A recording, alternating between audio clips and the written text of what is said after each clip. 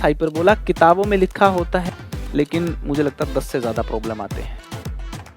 या एक कोन लिया और एक प्लेन लिया, प्लेन को ऐसे करके घुमाओ इसको, जब आप इसको घुमाओगे तो ये घूमने के बाद यही तो बन गया है। यदि आप एक्स एक्सिस और वाई एक्सिस को 90 डिग्री पे ले लोगे तो इसलिए वेक्टर्स और 3D हम इकट्ठा 12th क्लास में पढ़ते हैं। New chapter is coordinate geometry. आप लोगों ने अभी तक जो ज्योमेट्री पढ़ी है उसका नाम क्या है? Euclid geometry. यह है मॉडर्न ज्योमेट्री। हमने जो 10th क्लास तक ज्योमेट्री सीखी थी वो है ओल्ड ज्योमेट्री। न्यू भी है, ओल्ड भी है, वो तो एक्चुअल ज्योमेट्री है। तो ये क्या है? ये फिर एक्चुअल नहीं है क्या? ये एक्चुअल है। पुरानी ज्योमेट्री को प्रेजेंट करने का तरीका बदल दिया, प्रेजेंटेशन अलग कर दी। ठीक है। डेस्कार्टे नाम के मैथमेटिशियन थे, रेने डेस्कार्टे। तो डेस्कार्टे ने क्या किया? डेस्कार्टे ने क्या किया? उन्होंने बैठे बैठे ये समझा कि मैथ्स है क्या। तो उनको पता लगा कि जैसे 5th क्लास तक या 4th क्लास तक, 5th क्लास तक तो अपन क्या नंबर ही पढ़ते हैं, फिर 5वीं या 6th क्लास में आगे बताया जाता है कि देखो वेरिएबल्स भी होते हैं, एक्स वाई जेड भी होते हैं, ऐसा होता है ना। और तभी थोड़ी थोड़ी शुरुआत की जाती है कि सर्कल भी होता है, ऐसे ऐसे करके गोल गोल। तो उन्होंने बारीकी से देखा कि बोला मैथ्स की 3 ब्रांच हैं, अरिथमेटिक, अलजेब्रा और ज्योमेट्री। पहले पुराने जमाने की किताबें देखोगे ना, आज से 30 साल पुरानी किताबें, तो मैथ्स की किताब ऐसे, भारत में ऐसी किताबें आती थी ना स्कूल में, और मैथ्स की किताब पे लिखा होता था हिसाब, है ना। बहुत पुराने जमाने की बात कर रहा हूं मैं। उसके कुछ समय के बाद फिर लिखा आने लगा गणित, ऐसे करके। अब हिंदी मीडियम में तो गणित ही लिखा आता है, अंग्रेजी मीडियम में मैथमेटिक्स लिखा आता है, ऐसा कुछ होता है। तो जब ये हिसाब और गणित वाला जो समय हुआ करता था, दौर हुआ करता था, और इवन उससे पहले का भी जो दौर हुआ करता था, तो मेरे हाथ एक पुरानी किताब लगी थी, तो वो मैंने देखी थी। तो उसमें ऐसे 3 पार्टीशन थे। पहले पार्टीशन के बाहर लिखा था अंक गणित, दूसरे पार्टीशन के बाहर लिखा था बीज गणित, और तीसरे पार्टीशन के बाहर लिखा था रेखा गणित। मतलब पहले पार्टीशन के बाद बाहर लिखा होता अंक गणित, दूसरे के बाहर लिखा था बीजीय गणित या फिर बीज गणित, एक ही बात है, और तीसरे वाले में लिखा था रेखा गणित। यही बात अगर अपन अंग्रेजी मीडियम की करें, अरिथमेटिक, अलजेब्रा और ज्योमेट्री। और इंटरेस्टिंग बात क्या है, वो जो किताब थी जिसके 3 पोर्शन थे, उस किताब में ट्रिग्नोमेट्री नहीं थी, उस किताब में कोऑर्डिनेट ज्योमेट्री भी नहीं थी।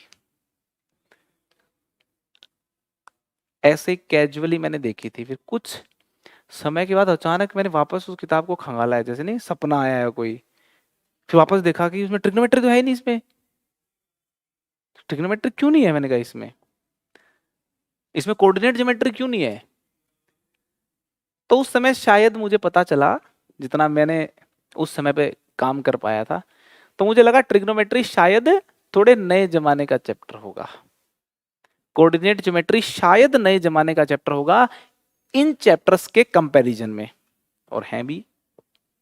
मगर फिर एक और बुक मुझे मिली, उसमें एक बात लिखी हुई थी कि coordinate geometry is basically solving geometry with the help of algebra.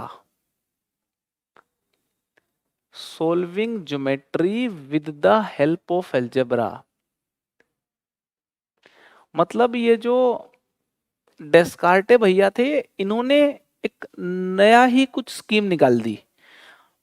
Arithmetic अपना काम कर रहा था, अलजेब्रा अपना काम कर रहा था, ज्योमेट्री अपना काम कर रही थी। इन्होंने कहा चलो मिक्स करते हैं, अलजेब्रा को ज्योमेट्री को मिक्स कर दिया, बना दी कोऑर्डिनेट ज्योमेट्री। इन्होंने कहा चलो और भी फिर कुछ मैथमेटिशियन पनपने लगे, उन्होंने कहा चलो ट्रायंगल की ज्योमेट्री को अलजेब्रा से मिक्स करते हैं, चलो बनाते हैं ट्रिग्नोमेट्री, और मिक्स करना चालू कर दी चीजों को। बोले ज्योमेट्री को मिक्स करो, अलजेब्रा के साथ मिक्स करो, कुछ कुछ और मिक्स करो, बना दो कैलकुलस। ज्योमेट्री लो, अलजेब्रा लो, चेंज लो और बनाओ कैलकुलस। तो फैशन बन गया फिर नई ब्रांच डेवलप करने का मैथमेटिक्स में। दो पुरानी चीजों को मिलाओ, तीन पुरानी चीजों को मिलाओ, दो चीजें एक कॉन्सेप्ट को मिलाओ और नई ब्रांच मैथ्स में डेवलप होने लगी। पुराने जमाने में मैथ्स की मात्र तीन ब्रांच हुआ करती थी, अरिथमेटिक, अलजेब्रा और ज्योमेट्री। मेजर तौर पे तो तीन ब्रांच ही हैं, मगर इनको मिक्स करके नई नई डेवलपमेंट करने लगे। आज मैथमेटिक्स की 100 से ज्यादा ब्रांचेस हैं, मोर देन 100 ब्रांचेस। तो कोऑर्डिनेट ज्योमेट्री को अगर मैथ्स की एक खास किस्म की ब्रांच का दर्जा दिया जाए तो गलत नहीं होगा। Coordinate geometry is basically a mixture of geometry with the help of algebra. Solve geometry ही करनी है, अलजेब्रा की हेल्प ले लेते हैं। पहले आप ज्योमेट्री सोल्व करते थे ज्योमेट्री की ही हेल्प लेके, ज्योमेट्री से ही सोल्व करते थे। अब ज्योमेट्री से तो करोगे ही, पुराने वाली तो काम में आनी ही है। अलजेब्रा का भी इस्तेमाल कर लोगे तो क्विक ज्योमेट्री सोल्व होना चालू हो जाएगी। तो चीजों को क्विक बनाने के लिए ये वाली ज्योमेट्री बनाई, और जब इस्तेमाल में लेके देखा तो बड़ा मजा आ गया लोगों को। कह रहे तो बड़ी मस्त ज्योमेट्री, जल्दी जल्दी सोल्व हो रही है। क्योंकि अलजेब्रा में तो सोल्व करना ऐसे से पड़ता है, ज्योमेट्री में सोचना पड़ता है सिमिलर ट्रायंगल कैसे होगी, एंगल। ज्योमेट्री में दिमाग स्टक करता है क्या नहीं करता। तो डेस्कार्ट ने बोला टेंशन ही मत लो, अलजेब्रा का इस्तेमाल करो और क्वेश्चन सोल्व करो, ज्योमेट्रिकल प्रॉब्लम सोल्व करो। बहुत सारी प्रॉब्लम बहुत फास्ट सोल्व हो गई कोऑर्डिनेट ज्योमेट्री का इस्तेमाल करने से। तो कुल मिलाकर के डेस्कार्टे भैया ने क्या किया था, ज्योमेट्री अलजेब्रा को थोड़ा मिक्स कर दिया था और बना दी कोऑर्डिनेट ज्योमेट्री। ठीक है, तो ये तो कोऑर्डिनेट ज्योमेट्री की बात हो गई। मॉडर्न ज्योमेट्री है जी ये। पुराने वाली ज्योमेट्री कौन सी थी, यूक्लिडियन ज्योमेट्री है ना, यूक्लिडियन ज्योमेट्री। एक एडवांस यूक्लिडियन ज्योमेट्री भी होती है। यूक्लिड भैया ने जो ज्योमेट्री दी, उन्हीं प्रिंसिपल्स का इस्तेमाल करके फादर ऑफ ज्योमेट्री कहा जाता है यूक्लिड को। यूक्लिड नाम का एक मैथमेटिशियन था, उसने एक किताब लिखी थी जिसमें उसने ज्योमेट्री के पोस्टुलेट्स दिए थे, ज्योमेट्री की कई सारी बातें लिखी थी। लोगों को ज्योमेट्री उससे पहले भी पता थी, लोग उससे पहले भी पता थे, मगर इसने सिस्टमैटिक तरीके से लिख दिए थे बस। उसके बाद ज्योमेट्री किताबी रूप में आ गई थी, कल्चर में आ गई थी, पढ़ने में आ गई थी। तो इसलिए इसको कहा जाता है कि यूक्लिड ने लोगों तक ज्योमेट्री पहुंचाई। ज्योमेट्री तो पहले से भी थी, यूक्लिड की ही ज्योमेट्री को और तराशा और एडवांस्ड फिगर्स में लगाया, एडवांस्ड थ्योरम्स डेवलप की, और उस ज्योमेट्री को बोलते हैं advanced Euclid geometry. Advanced Euclid geometry, advanced Euclid geometry. Advanced Euclid geometry है सिर्फ ओलंपियाड के सिलेबस में। अगर भारत देश की बात करें, ना तो 10वीं तक के सिलेबस में है, ना वो 12वीं तक के सिलेबस में है। Advanced Euclid geometry is only in the exams of Olympiads. बड़ा मजा आता है, इतने बड़े बड़े डायग्राम बनते हैं, रेखाएं बन जाती हैं, चित्र एकदम ऐसा बन जाता है काट पीट करके। अच्छा दिमाग इस्तेमाल होता है। इंटरनेशनल मैथ्स का जो ओलंपियाड होता है, आपको पता होगा उसमें 5 या 6 क्वेश्चन आते हैं, 20 नंबर का एक सवाल। तो उन 6 सवालों में 5 आते हैं। अब तो एक क्वेश्चन एडवांस्ड यूक्लिड ज्योमेट्री का होता है। तो you can understand the importance of geometry all over the world. Geometry हमेशा से ही एक फनी, मतलब एक मस्त चीज रही है ना, दिमाग को ट्रिगर करने वाली चीज रही है। खैर, यूक्लिडियन ज्योमेट्री आप लोग सीख चुके हो। 9-10 तक की जितनी भी ज्योमेट्री आपने सीखी है, एक एक थ्योरम इस्तेमाल में आती है। जितना 10वीं तक सीखा है उसको रिकॉल कर लो आप, नहीं तो सवालों के थ्रू रिकॉल करना पड़ेगा आपको, है ना। सवालों में मैं सारे कॉन्सेप्ट इस्तेमाल में करवा लूंगा, जितना भी 10वीं तक ज्योमेट्री आपने सीखी है। अगर हम एक हाईलाइट दें कि 10वीं तक आपने क्या क्या ज्योमेट्री में सीखा है, सर्कल सीखा, ट्राइंगल सीखा, ट्रायंगल में सिमिलर कॉन्ग्रुएंट ट्रायंगल की बातें सीखी, राइट ट्रायंगल को अलग से सीखा, आइसोसेलेस इक्विलेटरल ट्रायंगल का आइडिया ले लिया, एरिया निकालना सीखा। उसके अलावा रेखाएं सीखी, स्ट्रेट लाइंस वगैरह, एंगल वगैरह सारी बातें सीखी। और क्या सीखा? पैरेललोग्राम्स की फैमिली सीखी, रेक्टेंगल, स्क्वायर, साइक्लिक, क्वाड्रिलेटरल, ये सारी कहानी सीखी। साइक्लिक क्वाड्रिलेटरल अलग एक क्वाड्रिलेटरल है खास किस्म की। तो क्वाड्रिलेटरल्स की फैमिली सीखी, थोड़ा बहुत हेक्सागन और ये सारी चीजों के बारे में, पॉलीगन्स के बारे में सीखा। ये सारी ज्योमेट्री आपने सीखी है, इनको अपन समय समय पे इस्तेमाल में लेते रहेंगे। ठीक है। कोऑर्डिनेट ज्योमेट्री में हमारे सिलेबस के, कोऑर्डिनेट ज्योमेट्री में हमारे सिलेबस के बाहर की बात करें तो बहुत बड़ी हो जाएगी। हमारे सिलेबस में कोऑर्डिनेट ज्योमेट्री में बिल्कुल जो एकदम कोऑर्डिनेट ज्योमेट्री के जो बिल्कुल जादुई चैप्टर्स हैं वो हमारे सिलेबस में हैं सारे के सारे। और वो कौन कौन से हैं? वो हैं straight line,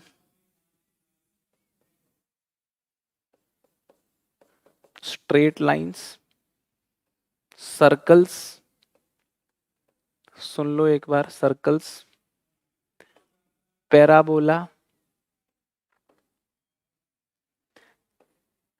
ellipse and hyperbola, and hyperbola. ये 5 चैप्टर्स हमारे सिलेबस में है। मगर मैं मानता हूं कि एक और चैप्टर भी है जो लिखा नहीं होता किताबों में, पॉइंट। तो मेरे हिसाब से 6 चैप्टर हैं जो हमें पढ़ने चाहिए। शुरुआत तो हर ज्योमेट्री की पॉइंट से ही होती है, तो पॉइंट को डिटेल में नहीं पढ़ोगे तो पॉइंट से बनती है लाइन, लाइन को घुमा दिया सर्कल, और चीजें फिर आगे डेवलप हो जाती हैं। Point, straight line, circle, parabola, ellipse, hyperbola, किताबों में लिखा होता है कि ये 3 चैप्टर्स, इनको कोनिक सेक्शंस बोलते हैं। मगर मेरा मानना है कि सारे ही ये चैप्टर्स एक्चुअली कोनिक सेक्शंस हैं। ये सारे ही कोनिक सेक्शंस हैं। इनमें से ये 3 जो है ना, इनका कोनिक सेक्शन से रिलेट करने की महत्वता ज्यादा है, इंपॉर्टेंस ज्यादा है। ऊपर वाले भी कोनिक सेक्शंस ही हैं, बट जनरली इन तीनों को कोनिक सेक्शंस बोला जाता है। कोनिक सेक्शंस तो सारे ही हैं। कोनिक सेक्शंस, अब ये कोनिक सेक्शन क्या चीज है?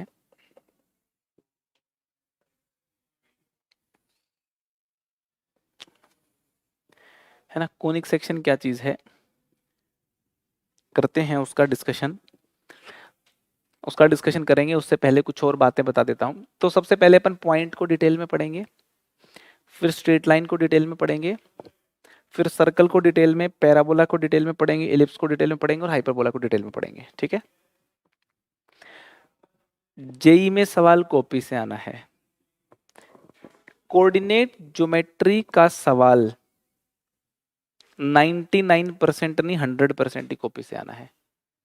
तो आप ये समझ लेना कितनी रिसर्च के साथ ये चैप्टर पढ़ाए जा रहे होंगे आपको, क्योंकि जेई जो पूछती है, जो पूछ सकती है, सारी बातों पे रिसर्च करके with sure techniques, fast problem solving, हर प्रकार की बातें नोट्स में हर टाइप का सवाल डाल दिया जाता है। कोई भी प्रॉब्लम आता है वो उन्हीं सवालों के कॉम्बिनेशन से ही बनता है। नोट्स में से आने का मतलब क्या है? एडवांस के क्वेश्चन तो देखा हुआ तो नहीं मिलेगा, मगर वो होगा उन्हीं सवालों का कॉम्बिनेशन। अगर उन सवालों पे मास्टरी है, आप उसको क्रैक मार दोगे, ये मैं कह रहा हूं। और कर लिया मॉड्यूल सॉल्व नोट्स के साथ, तो प्रैक्टिस वाइज अब बहुत ही स्ट्रांग हो जाओगे। ठीक है।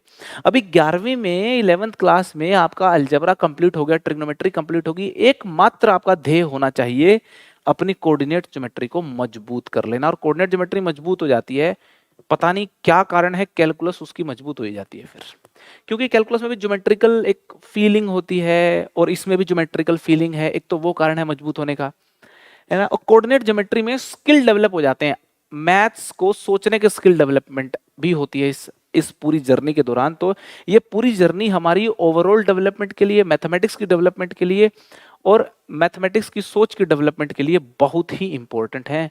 तो इसलिए इन चैप्टर्स को आप अगर काफी बारीकी से समझें और रोज का काम रोज करेंगे तो बहुत मजा आने वाला है। ठीक है, नंबर देखते हैं कितने नंबर का सवाल आता है। अच्छा, आपके स्कूल के सिलेबस में जो हम टोटल कर रहे हैं, जो हम टोटल अभी पढ़ाई करेंगे कोऑर्डिनेट ज्योमेट्री की, उसका कुछ 2-3% ही स्कूल के सिलेबस में है। 97%, 98% हम बिल्कुल टोटल अलग करने वाले हैं। स्कूल के सिलेबस की कोऑर्डिनेट ज्योमेट्री अगर कंप्लीट करनी हो तो मैं 2 घंटे 3 घंटे में सारे चैप्टर खत्म कर सकता हूं। तो स्कूल के सिलेबस को जेई का सिलेबस मानने की भूल बिल्कुल भी ना करें। जेई का सिलेबस, स्कूल के सिलेबस में 99% और डालना पड़ता है, फिर जाके जेई का सिलेबस बनता है। ये क्लियर हो गई बात। अगर जेई मेंस की बात करते हैं अपन, तो पॉइंट जो ये चैप्टर मैंने लिखा है ये बेसिकली कॉन्सेप्ट बिल्डिंग चैप्टर है जो बाकियों में इस्तेमाल आएगा। एक सवाल तो जेई मेंस में यहां से आता है और एक सवाल यहां से आता है, एक सवाल यहां से आता है, इनका मिला के एक सवाल आता है। जेई मेंस में 4 क्वेश्चन आते हैं। कई बार सर्कल स्ट्रेट लाइन का थोड़ा मिक्स करके भी आ जाता है, पैराबोला सर्कल का मिक्स भी कर लेते हैं, पैराबोला स्ट्रेट लाइन भी मिक्स हो जाती है, मिक्स भी किया जा सकता है। तो जेई मेंस के सिलेबस, जेई मेंस के पेपर में आप मान के चलो 3 प्रॉब्लम या 4 प्रॉब्लम आने ही हैं। एनडीए में देखो तो एग्जैक्ट नंबर ऑफ प्रॉब्लम मुझे ध्यान नहीं है, लेकिन मुझे लगता है 10 से ज्यादा प्रॉब्लम आते हैं। जेई एडवांस में देखोगे तो 5 मिनिमम है, 6, 7, 8 तक सवाल आते हैं। तो आप ये समझिए इसका कंट्रीब्यूशन कितना है आप जब फाइनल एग्जाम देने जा रहे होंगे उसमें। ठीक है जी, तो शुरुआत कर रहे हैं अपन पॉइंट के साथ, मगर उससे पहले कोनिक सेक्शंस को समझना बेहद जरूरी है। और कोनिक सेक्शन को समझने से पहले कोन को समझना जरूरी है। कोन क्या होता है मालूम ही होगा आपको?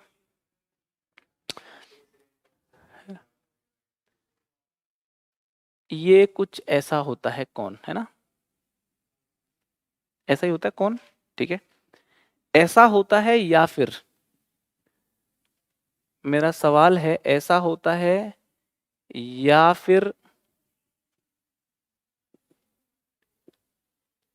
ऐसा होता है? कैसा होता है? ये कौन है या ये कौन है?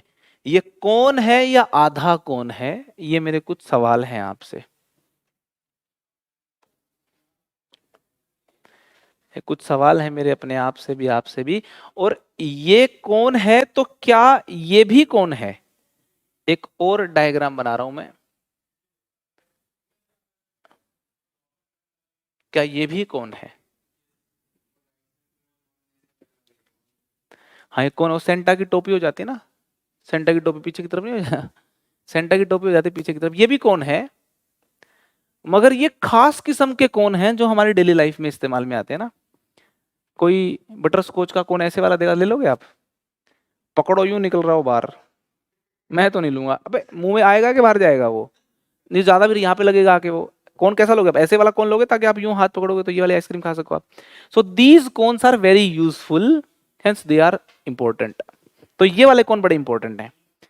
इनको बोला जाता है राइट सर्कुलर कोन। अब यहाँ पे राइट शब्द का इस्तेमाल क्यों आ गया भाई?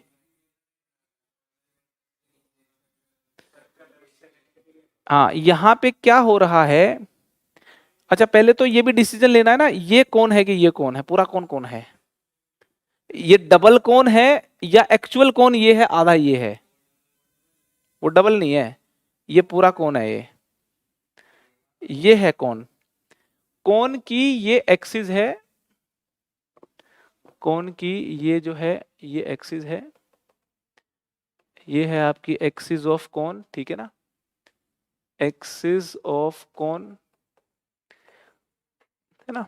ये है वर्टेक्स, ये होता है वर्टेक्स ऑफ कौन। कौन का ये जो ऊपरी हिस्सा है इसको बोलते हैं अपर नैप ऑफ कौन, अपर नैप ऑफ कौन। और ये जो है ये है लोअर नैप ऑफ कौन। कौन बना होता है 2 नैप से, और ये कौन का सिर्फ एक हिस्सा हो गया, ठीक है ना। हम जनरली कोन का मीनिंग इस कोन से निकाल लेते हैं 10वीं क्लास तक, आगे भी निकालते रहेंगे, मगर एग्जैक्ट बात की जाए तो ये है कोन। ठीक है, मैथमेटिशियन लोगों ने क्या किया, एक कोन को ले लिया है ना, ये आपके सामने कोन बन गया भाई। अच्छा, आगे बात करने पहले सिलेंडर में भी सीन ऐसा ही होता है ना, एक तो होता है सिलेंडर यूं करके, है ना, और एक सिलेंडर जो है वो ऐसा भी हो सकता है ना, यूं कर। पास्ता खाते हो ये ला, पास्ता नहीं खाते अपन वो, तो पास्ता में वो सिलेंडर पड़े रहते हैं ये वाले, ये ओब्लिक सिलेंडर हैं, इसको बोलते हैं ओब्लिक सिलेंडर। ये था oblique cone, this is oblique cone, और ये होता है right circular cylinder, this is right circular cylinder, ये आपका राइट सर्कुलर सिलेंडर है ना। तो सिलेंडर में भी इस प्रकार की कहानी होती है, कोन में भी इस प्रकार की कहानी होती है, अपने को ये बात पता होनी चाहिए। ठीक है, हाँ, तो अपन बात कर रहे थे, अपन बात कर रहे थे कोन की। तो ये अपने पास कोन है, ठीक है। तो एक मैथमेटिशियन ने कोन लिया, सॉलिड कोन लिया, और एक प्लेन लिया, चाकू लिया, चाकू, और उस कोन को उस चाकू से काट के देखना चाहा, है ना। चाकू तो एक प्लेन होता है ना, प्लेन चाकू, चाकू वो वाले भी आते हैं, वो आलू छीलने वाले चाकू भी आते हैं। चाकू और किस्म का भी हो सकता है कि भाई कोई और ही शेप काट दे, आप ऐसे मारो और कर्वेचर काट दे, ऐसे चाकू नहीं कह रहा मैं, प्लेन वाले चाकू, तो सिंपल चाकू होते हैं उनकी बात कर रहा हूं मैं। तो एक मैथमेटिशियन ने क्या किया, एक कोन लिया और एक प्लेन लिया, प्लेन, प्लेन बोले तो प्लेन चाकू, और कोन को इस प्लेन की मदद से कट करने की कोशिश की, कट किया। तो जब उसने कहा कि ये जब यहां से मारेंगे, आप इस प्लेन को यहां से कट करवाएंगे, यहां से प्लेन और कोन को यहां से कट करवाएंगे, तो क्रॉस सेक्शन जो जनरेट होगा वो एक बिल्कुल पॉइंट होगा, यस और नो। क्रॉस सेक्शन को नोट करना है। जब कोन और प्लेन, जब कोन और प्लेन आपस में इंटरसेक्ट करेंगे, तो जो क्रॉस सेक्शन जनरेट होगा वो पॉइंट होगा, अगर आप यहां चाकू मारोगे तो। अगर यहां नहीं मारा, आइसक्रीम के बिल्कुल बीचों बीच ऐसे मार दिया, बिल्कुल यूं बेस के पैरेलल, तो बेस के पैरेलल चाकू मार के यूं देखोगे ऊपर से तो सर्कल नजर आएगा, बिल्कुल डिट्टो एकदम नजर आएगा, नहीं नजर आएगा, सर्कल नजर आएगा, ऐसा करके सर्कल, पॉइंट क्रॉस सेक्शन नजर आएगा, यहां मारोगे तो सर्कल नजर आएगा, यहां मारोगे तो। समझ में आएगी बात आपको, है ना। आइसक्रीम का कोन लेना और चाकू सीधा मारने की बजाय चाकू को मार देना तिरछा, ऐसे तिरछा मारोगे तो सर्कल नजर नहीं आएगा। अरे गाजर कटी नहीं देखी वो सलाद में ऐसे करके यूं तिरछी कटी, तो गाजर कैसी दिखती है आपको, कुछ ऐसी सी नहीं दिखती, वो सैलेड अपन खाते हैं। तो कोन जो है ना, इसको अगर यूं करके तिरछा मारोगे, काटोगे अगर आप, तो ऐसा कुछ नजर आएगा, इलिप्स नजर आएगा आपको। समझ आ रही है। और अगर चाकू लेकर के स्लांट हाइट के अलोंग काटोगे इसको यूं करके यूं, तो इमेजिन करके देखो कैसा नजर आएगा। अगर आप एक कोन बना के देखोगे भी, तो मैं कागज से आपको दिखा भी सकता हूं, है कोई कागज अगर है तो, यहां अपन फील भी कर सकते हैं इस बात को। कोई भी एक रफ पेज दे दो मेरे को, जैसे मान लो ये एक, थोड़ा फील कर लेंगे अपन यहाँ पे, ये मान लो ये यहाँ पे कोन था, ठीक है, ये कोन है, ठीक है ना, ये कोन है, आपका कोन बन गया, ठीक है। अब यहाँ पे ऑब्जर्व करना अपने को, देखो ये, तो ये स्लैंट हाइट है, ठीक है, तो इस वाली के पैरेलल काट रहा हूं मैं ना, ये देखो आप, ये इसके बिल्कुल ऐसे पैरेलल काट दिया, ठीक है। तो पैरेलल काटने के बाद आप क्रॉस सेक्शन देख लो कैसा नजर आ रहा है आपको, पैराबोला नजर आ रहा है। ऐसा ही पढ़ाया होगा आपको, पैराबोला फिजिक्स में पढ़ाया होगा ना, पैराबोला ऐसे होते हैं, ऐसे करके ऐसे होते हैं। प्रोजेक्टाइल जब फायर करते हो तो यहाँ फायर होकर ऐसे तो गिरता है वो, अरे ऐसे एग्जैक्ट डिट्टो पैराबोला, ये पैराबोला जैसा नहीं है, ये पैराबोला ही है। अगर यहां से इसके अलोंग प्रोजेक्टाइल फायर कर दिया तो यूं ही गिरेगा वो, टॉप हाइट अगर ये रीच कर रहा है तो बिल्कुल सेम ट्रेजेक्टरी फॉलो करेगा। तो यूं अगर काटोगे ना तो बनता है पैराबोला। ये देखो ऐसे बन गया पैराबोला, ठीक है। अब क्या किया, किसी ने चाकू लिया और आइसक्रीम को बिल्कुल बीचों बीच चीर दिया, दो लोगों के लिए बिल्कुल सेंटर से बीचों बीच चीर दिया। सेंटर से चीर के देखें, अब चूंकि ये है अप्रोक्सीमेट तो अप्रोक्सीमेट ही फील आएगी फिर आपको। ये है, इसको सेंटर से चीर के देखते हैं बिल्कुल बीचों बीच। चलो कोशिश करते हैं, बिल्कुल ही बीचों बीच चीरोगे आप, बिल्कुल ही बीचों बीच अगर आप चीरोगे, अरे वहीं रख दो, कौन बन रहा है, बन रहा है बीचों बीच चीरोगे तो आपको अरे भाई लटक गया, बिल्कुल बीचों बीच चीरोगे तो फील आ रही है। ये लाइन जो कर्वेचर जो बना रही थी पहले, ये बिल्कुल सीधी सीधी हो जाएंगी दोनों। आप इमेजिन करके देखो, गाजर है आपके पास, गाजर को बिल्कुल बीचों बीच चीरोगे तो स्ट्रेट लाइन नजर आती है। आप घर पे जाना, गाजर का मौसम भी है, बिल्कुल चीर के देख लेना चाहिए उसको आप, आपको स्ट्रेट लाइन नजर आएंगी ऐसी करके, ऐसी गाजर नजर आएगी आपको। और इसको बीचों बीच चीरोगे तो ऐसी, और ऊपर भी ऐसी नजर आएंगी ना, तो पेयर ऑफ स्ट्रेट लाइन नजर नहीं आएगा क्या आपको, पेयर ऑफ स्ट्रेट लाइंस, ठीक। अच्छा यहां पे एक और चीज है, इमेजिन करना है आपको सारी बातें। अगर मैं ऐसे काट दूं आइसक्रीम को ऊपर से खच खच, तो दो पोर्शन नहीं कटेंगे, हैं दो पोर्शन कटेंगे। और वो दो पोर्शन कैसे होंगे, वो यहां वाला पोर्शन कुछ यूं होगा और यहां वाला पोर्शन कुछ ऐसा कुछ होगा। तो ये जो दो पोर्शन कटे हैं, जैसे एक पोर्शन यूं और एक पोर्शन यूं, इन दोनों पोर्शंस को combinedly they are known as hyperbola. अगर आप लोगों ने फिजिक्स में बेसिक मैथमेटिक्स में सीखा हो, एक्स वाई इक्वल टू 4 का ग्राफ बनाते हैं तो सर ऐसे बना देते थे यूं करके, ऐसा बनता है, ऐसे बनाते हो। इसको इसको घुमाओ, इस ग्राफ को ऐसे करके घुमाओ इसको, जब आप इसको घुमाओगे तो ये घूमने के बाद यही तो बन गया है, हाइपरबोला ही बन गया, ठीक है। हाइपरबोला बनता है, रेक्टेंगुलर क्या है क्या नहीं है वो तुम जानते नहीं हो, अभी बाद में करेंगे डिस्कशन उसका, है ना। गैसियस स्टेट में पीवी इक्वल टू कांस्टेंट का कर्व बनाते हो, ऐसे पीवी लेकर कैसे नहीं करते हो, सारे काम करते हो आप, तो वही तो है ये।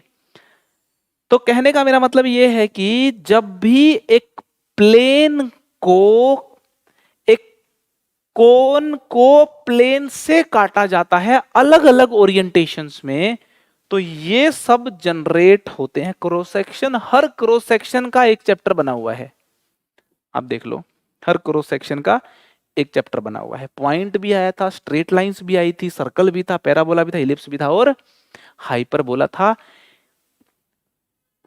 कोन और प्लेन के क्रॉस सेक्शन से ये बनते हैं, इसलिए इनको कोनिक सेक्शंस कहते हैं।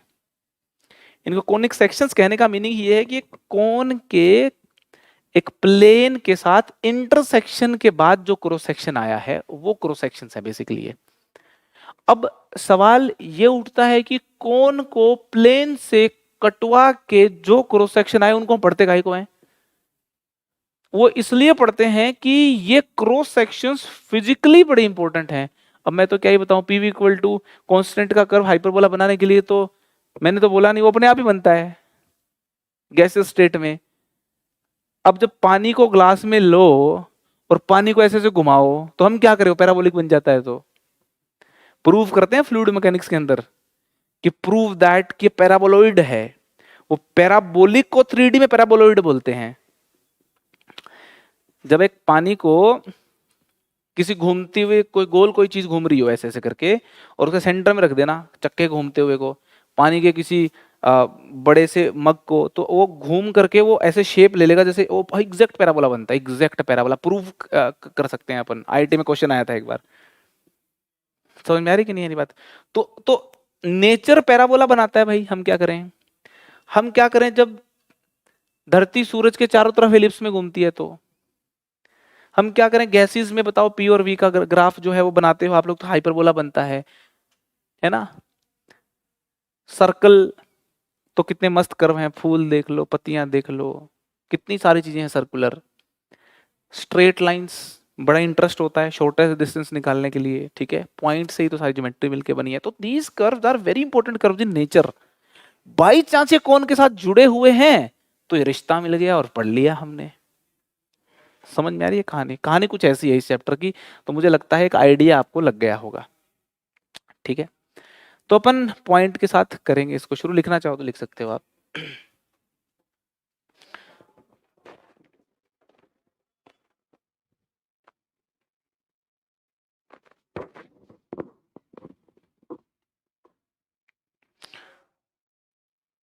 तो शुरू करते हैं अपन पॉइंट के साथ, ठीक है ना?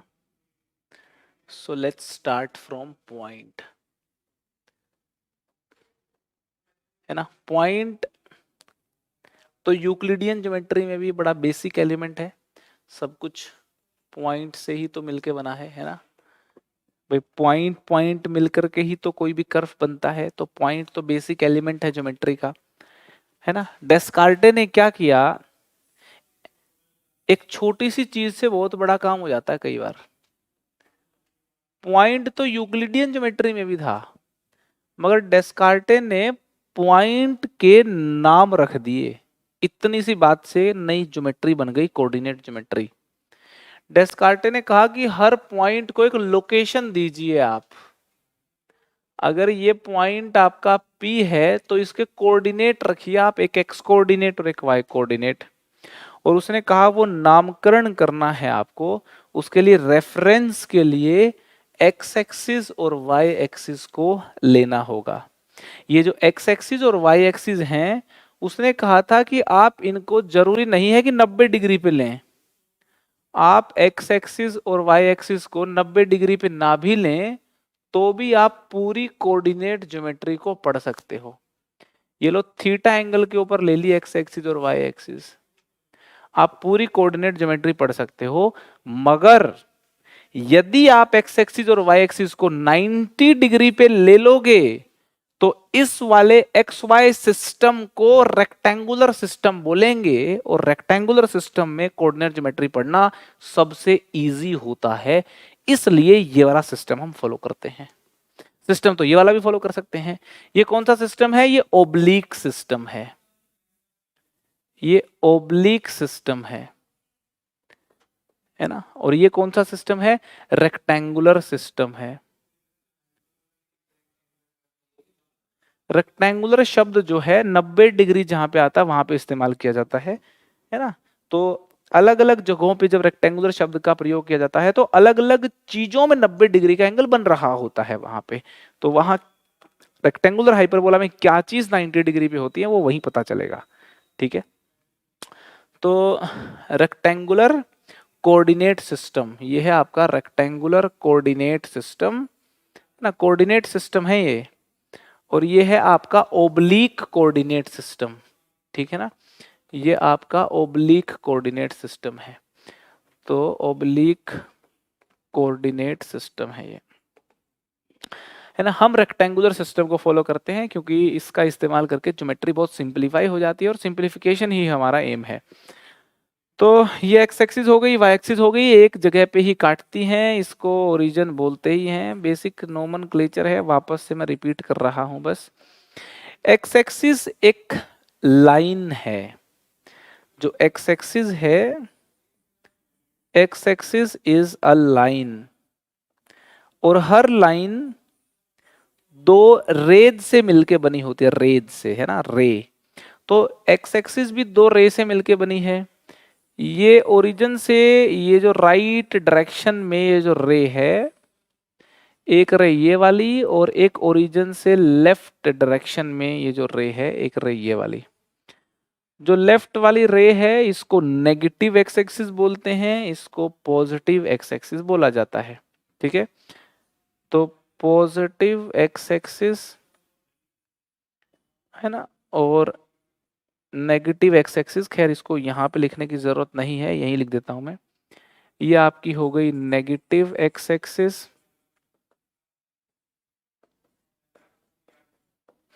और ये हमारी हो गई positive x axis, positive x axis. इसी प्रकार से वाई एक्सिस जो है, इसमें भी देखो ये पॉजिटिव वाई एक्सिस है, ये भी एक लाइन है ना, ये आपकी पॉजिटिव वाई एक्सिस है, और यहाँ पे है नेगेटिव नेगेटिव वाई एक्सिस। हम ये जो पूरी कोऑर्डिनेट ज्योमेट्री में पढ़ रहे हैं, ये 2 डायमेंशनल ज्योमेट्री सीख रहे हैं। हम पूरी कोऑर्डिनेट ज्योमेट्री में 2D ज्योमेट्री की चर्चा करेंगे। 3D ज्योमेट्री जो है, 3D ज्योमेट्री की चर्चा की जाती है 12th क्लास में। 12th क्लास में 3 डायमेंशन ज्योमेट्री पढ़ते हैं, और 3 डायमेंशन ज्योमेट्री को पढ़ना वेक्टर्स के बिना उतना ज्यादा डीप पढ़ना मुश्किल होता है, तो इसलिए वेक्टर्स और 3D हम इकट्ठा 12th क्लास में पढ़ते हैं, राइट। तो एक्स एक्सिस भी और वाई एक्सिस भी, X axis and Y axis, है ना, ये दोनों ही लाइंस हैं, है ना, दीज आर लाइंस जो इंटरसेक्ट करती हैं ओरिजिन पे। और जिस तरीके से धरती के ऊपर हर बिंदु के कोऑर्डिनेट्स हैं, उसी प्रकार से जिस प्लेन में एक्स एक्सिस और वाई एक्सिस बन जाते हैं, हर बिंदु का अपना एक नाम हो जाता है, कोऑर्डिनेट हो जाते हैं। जो इसका ये वाला पार्ट है, इसको एक्स कोऑर्डिनेट बोलते हैं और इसको वाई कोऑर्डिनेट बोलते हैं। एक्स और वाई कोऑर्डिनेट कैसे निकाले जाते हैं आपको पता भी होगा, बताऊंगा लेकिन मैं, है ना। ये होता है एक्स कोऑर्डिनेट, जैसे हमारा नाम और सरनेम होता है ना, एक्स कोऑर्डिनेट, और इसको बोलते हैं वाई कोऑर्डिनेट, वाई कोऑर्डिनेट, है ना। एक्स कोऑर्डिनेट का एक दूसरा नाम भी है एब्सिसा, और इसका नाम है वाई कोऑर्डिनेट का ऑर्डिनेट, ऑर्डिनेट, ठीक है। X coordinate basically point P की वाई एक्सिस से दूरी होता है, और वाई कोऑर्डिनेट पॉइंट P की एक्स एक्सिस से दूरी होता है। इनको डिटेल में हम आगे करेंगे डिस्कस, इसको नोट कर लो। तो छोटी सी बात और नोट कर लेते हैं अपन कि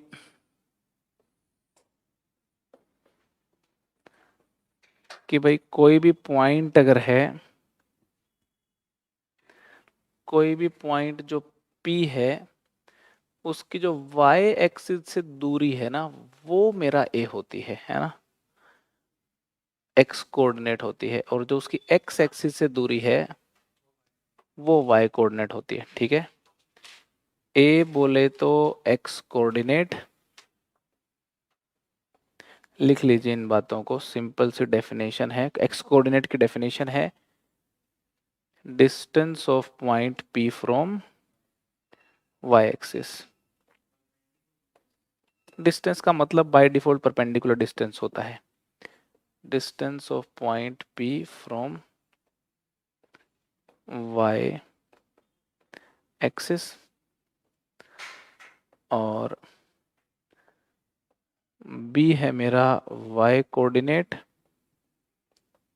और ये है distance of point P from x axis, point P का x एक्सिस से डिस्टेंस, ठीक है। तो एक पॉइंट की बस सिंपल डेफिनेशन की अपन ने बात करी है,